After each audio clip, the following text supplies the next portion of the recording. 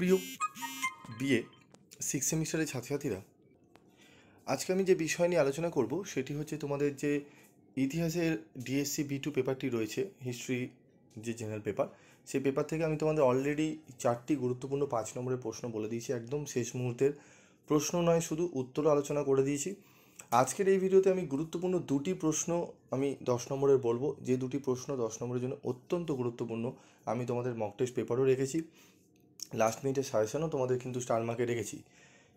তোমাদের একান্ত আমি তোমাদের অনেকেই রিকোয়েস্ট করেছো যে স্যার আমাদের দুটো 10 নম্বরে একদম বেছে দিন, যেগুলো একটু ভালো করে রিভাইজ করব। তো আমরা আজকে আলোচনা করব দুটো বড় প্রশ্নের সম্পূর্ণ উত্তর সহ আলোচনা। তো দেখো, ধ্রুপদী সাহিত্য পুনরাবিষ্কার কিভাবে ইউরোপীয় রেনেসাঁসকে প্রভাবিত করেছিল, এই প্রশ্নটি আলোচনা করব।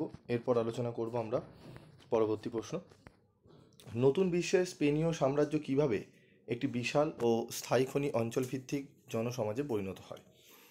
তো উত্তরটি দেখে নাও। নতুন বিশ্বের স্পেনীয় সাম্রাজ্যের খনি অঞ্চল ভিত্তিক জনসমাজে পরিণত হওয়ার কারণ। ভূমিকা: 1500 থেকে 1600 শতাব্দীতে স্পেনীয় অভিযাত্রীরা লাতিন আমেরিকার বিস্তীর্ণ অঞ্চল দখল করে বিশাল সাম্রাজ্য প্রতিষ্ঠা করে।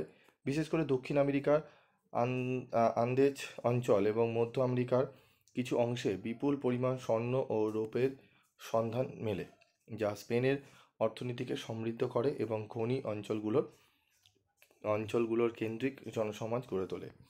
মূল্যবান খনিজ সম্পদের আবিষ্কার ও উত্তোলন: স্পেনীয়রা 1545 সালে বলিভিয়ার পোতোসি এবং 1546 সালে মেক্সিকোর জাকাতেগাস অঞ্চলে বিশাল রৌপ্য খনি আবিষ্কার করে। এই খনিজ সম্পদের ব্যাপক উত্তোলনের ফলে খনিকেন্দ্রিক অর্থনীতি গড়ে ওঠে এবং জনবসতি বিস্তার লাভ করে। খনি শ্রমিকদের নিয়োগ ও আদিবাসীদের শ্রমশক্তি হিসাবে ব্যবহার: স্পেনীয় শাসকরা স্থানীয় আদিবাসীদের শ্রমিক হিসাবে কাজে লাগানোর জন্য তোমাদের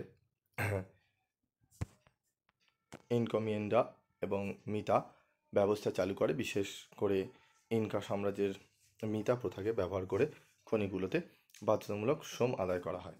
শ্রমের সাথে সাথে আফ্রিকা থেকে দাস আমদানিও বৃদ্ধি পায়, যা খনি অঞ্চলে জনসংখ্যা বাড়িয়ে দেয়।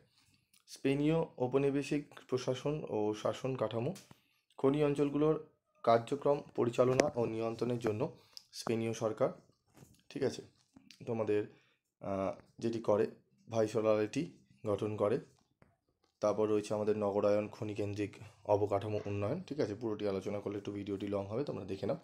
তারপর রয়েছে বৈশ্বিক বাণিজ্য ও অর্থনীতির বিকাশ। তারপর রয়েছে ইউরোপীয় বসতি স্থাপন ও সাংস্কৃতিক সংমিশ্রণ, খনিজ সম্পদের ওপর নির্ভরশীল কৃষি ও কারিগরি শিল্প, ঠিক আছে। আর রয়েছে দীর্ঘস্থায়ী সামাজিক ও অর্থনৈতিক কাঠামো সৃষ্টি। তারপর রয়েছে আমাদের উপসংহার বা মূল্যায়ন। তো এই উত্তরটি একদম 10 নম্বরের জন্য তোমাদের ছোট করে আমি করে দিয়েছি। আরেকটি প্রশ্নের উত্তর রয়েছে, সেটি নিয়ে আলোচনা করব। এবং আজকের যে আলোচনা তার সম্পূর্ণ PDF নোটস তোমরা গ্রুপে পেয়ে যাবে, তোমরা গ্রুপ থেকে নিয়ে নেবে। তো ধ্রুপদী সাহিত্য পুনরাবিষ্কার কিভাবে ইউরোপীয় রেনেসাঁসকে প্রভাবিত করেছিল।